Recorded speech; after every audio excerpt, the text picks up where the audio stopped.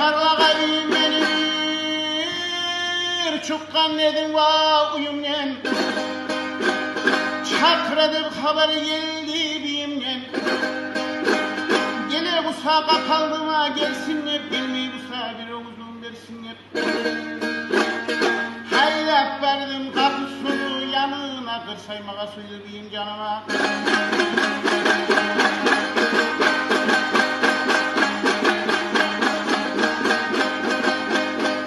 Biyim ulan bir söyleşileri yamança, unutup uyda kalgan tapança. Biyim beni hurma biteri tereksin, tartıp beni salkınına sinir. O salerge aytağanlı bağaytsan, biyim şunu götürmeye kıyınır.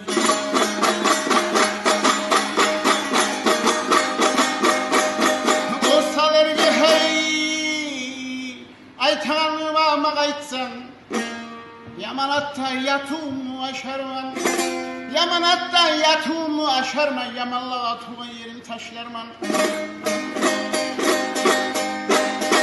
Tavartınla koşlar tiri yaşarman, yaşlarını tutup satı başarman.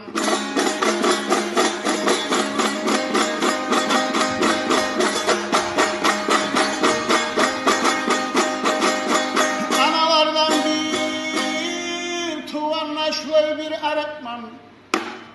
Beni biyim biraz sıra saklasan, beni biyim biraz sıra saklasan, belki seni bir gününe taratman. Anan ölür tasma kılı talhumuz, talçıkkanlığa tarsıp soğar gazap er.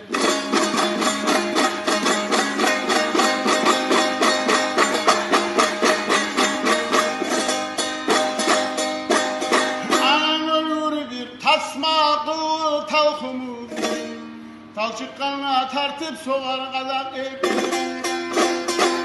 Azağımını bir muradı bitkinçe tartıp alıp koyarım kengara yer. Anan ölür bir tasma kılı talhumuz, talçıkkanlığa tartıp soğar gazap er. Akşam atıp alay çıkan tam çoğupan, yarık bir geçileye batkınça.